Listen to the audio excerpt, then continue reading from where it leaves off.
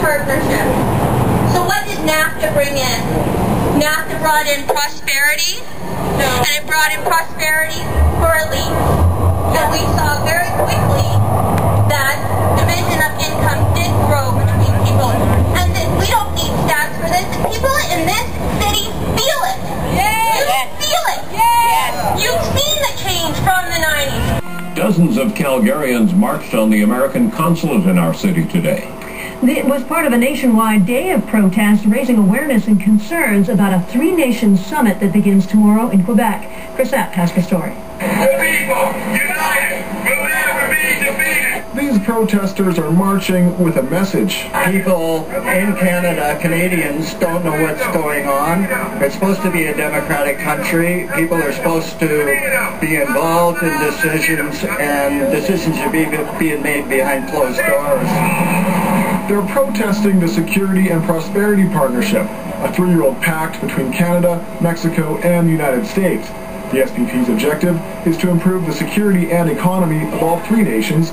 In theory, it will do that by integrating trade, resource, and regulatory policies. George Bush, we know you, your daddy was a killer too. But it's a controversial deal, mainly because Parliament has never agreed to it or even debated it. It's possible that there isn't a threat. It's possible that it's a positive thing.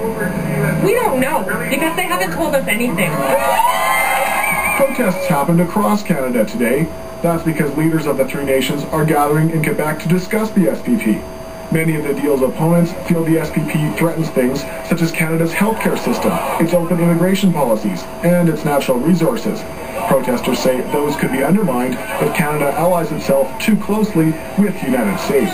We shouldn't go into agreements like smart regulations and SPP where we're harmonizing regulations and going down to the lowest common denominator. With something like this that has such implications for our country, as far as resources, as far as our ties to the war, as far as even regulations on things like pesticides and foods and things like that, something that has such implications for us, that should be something that's widely known.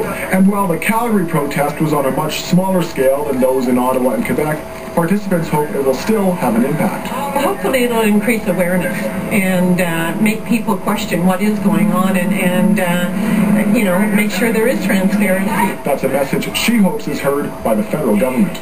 Chris App, CTV News, Calgary.